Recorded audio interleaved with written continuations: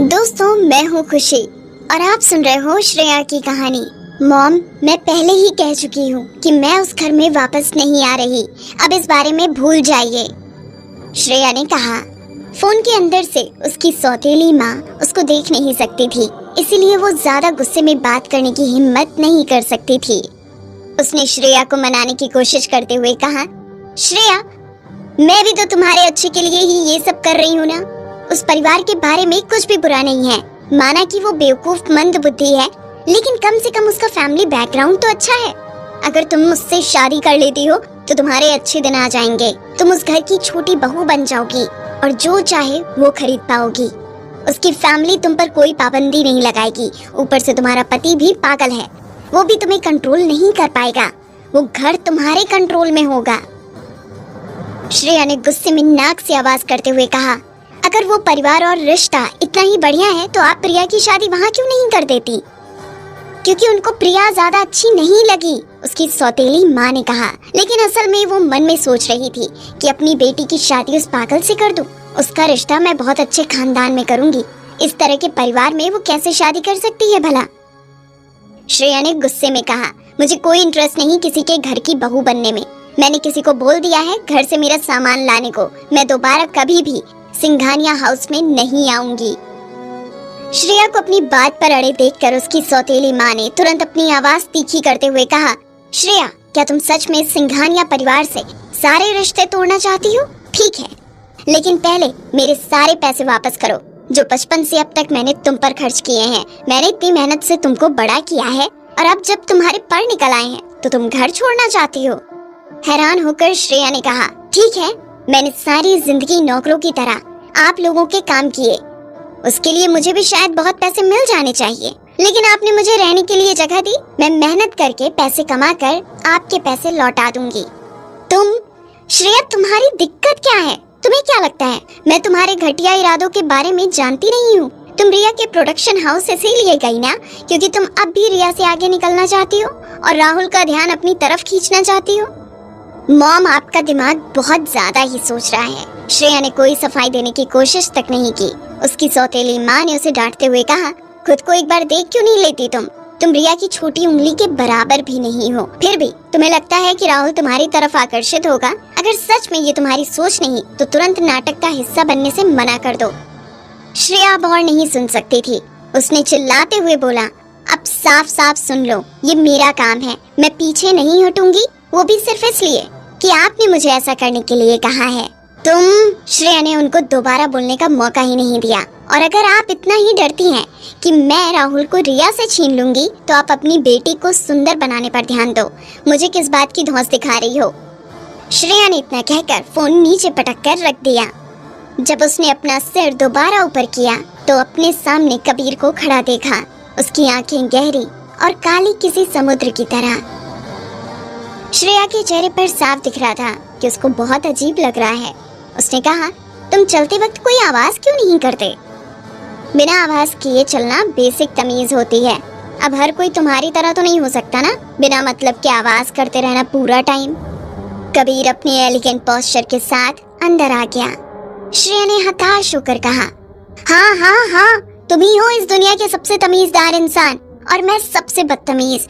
शुक्र है भगवान का कि हम आज नहीं तो कल डिवोर्स ले लेंगे, वरना मैं सच में पागल हो जाऊंगी अगर मुझे सारी जिंदगी कोई पूरा टाइम शिक्षा देता रहेगा और नीचा दिखाता रहे। अपने हाथ अपनी कमर के पीछे पकड़े हुए कबीर ने कहा, ये तो सच है क्या? श्रेया ने पूछा। यही कि मैं इस दुनिया का सबसे वेल मैनर्ड इंसान हूँ और तुम सबसे बदतमीज। ये तो बिल्कुल सच है, कबीर ने कहा। श्रेया ने उसको घूरा। उसके बाद उसने एक सांस छोड़ी और फिर वो एक लड़की की तरह छोटे छोटे कदम लेकर आगे चलने लगी। उसको इस तरह देखकर कबीर बस हंसी दिया था। श्रेया वापस पीछे मुड़ी और उसको पूछा, कैसी लगी तुम्हें अब मेरी चाल? ये ठीक थी क्या? मैं अच्छे से चल पाई? बेवकूफ, कबीर ने कहा। इतनी बेवकूफ होने के चलते ही तुमने गलत इंसान को ड्रग दे दी। हमने कहा था ना कि इस बारे में दोबारा बात नहीं होगी। श्रेया का चेहरा गुस्से से सूज रहा था। कबीर उसको कुछ कहना चाहता था लेकिन वो खुद को कुछ और पूछने से रोक नहीं पाया। क्या वो राहुल को तुम पसंद करती हो? श्रेया के चेहरे पर जो मुस्कान थी वो एक ही दम से गायब हो गई। उसको देखकर लग रहा था कि वो बहुत गहरे दुख में है। तुम्हें बिल्कुल भी अजीब नहीं लग रहा कि तुम अपनी पत्नी से इस बारे में बात कर रहे हो कि वो किसको पसंद करती है? नहीं, उसने कहा। श्रेया इसके आगे कुछ नहीं कह सकती थी। ठीक है, हाँ दरअसल मैं तुम्हें बता सकती हूँ क्योंकि तुम वैसे भी उसको नहीं जानते। हर किसी की किस्मत इतनी अच्छी नहीं होती कि जिसे वो पसंद करते हैं वो भी उसको वापस पसंद करें। वो और मैं बचपन के दोस्त कहे जा सकते हैं, लेकिन अफसोस जो इंसान उसे हमेशा से पसंद था वो मैं नहीं, मेरी बहन रिया थी। जब श्रेया ने वापस अपना सिर ऊपर उठाया तो उसकी आंखें कबीर की आंखों से मिली। उस वक्त उसको ऐसा लगा कि जैसे कबीर उसके अंदर तक झांक सकता है। कबीर ने कहा, अगर तुम चाहो तो मैं उसको पाने में तुम्हारी मदद कर सकता हूँ। उसको पाना? क्या मतलब है तुम्हारा? श्रेया ने हैरान और कंफ्यूज्ड होकर कहा, जो तुमने सुना मेरा वही मतलब है। अगर तुम चाहो तो मैं ऐसा कर सकता हूँ कि वो तुम्हें पसंद करे और तुम्हारे साथ रहे। कबीर की आवाज में थोड़ी अकड़ थी। तुम ऐसा कैसे कर सकते हो? श्रेया ने कहा। कबीर ने जवाब दिया, उदाहरण के तौर पर मैं उसे तुम्हारी बहन से सगाई करने से रोक सकता हूँ। मैं उस पर दबाव डाल सकता हूँ कि वो उसे छोड़कर तुम्हारे साथ रहे। रहने दो, फिर भूल जाओ। श्रेया ने जल्दी से कहा, ऐसा क्यों नहीं करते कि जल्द से जल्द उन दोनों की शादी करा दो ताकि मुझ पर ये फालतू के इल्जाम हट जाएं। मुझे इतना अजीब लगता है जब सब मुझे ऐसी नजरों से देखते हैं कि मैं उसे रिया से अलग करना चाहती हूँ। कबीर ने अपनी भौहें सिकोड़ते हुए कहा, ये भी हो सकता है, लेकिन क्या तुम श्योर हो कि तुम ऐसा चाहती हो? कबीर की तरफ देखते हुए श्रेया ने फटाक से कहा, मैं पहले से शादीशुदा हूँ। क्या एक शादीशुदा औरत से इस तरह की बातें करना अच्छी बात है? कबीर ने कहा, उससे कोई फर्क नहीं पड़ता। मैं पहले ही कह चुका हूँ, ये शादी मैंने करवाई है, तो तुम बदले में जो भी मांगो मैं तुम्हें दूंगा। पैसों के अलावा इसको भी मैं कंपनसेशन का हिस्सा मानूंगा। असलियत में प्यार बस जिंदगी का एक हिस्सा है। मेरी इससे बड़ी इच्छा है कि मैं एक अच्छी एक्ट्रेस बन सकूं और खुद में सुधार ला सकूं, करियर वाइज।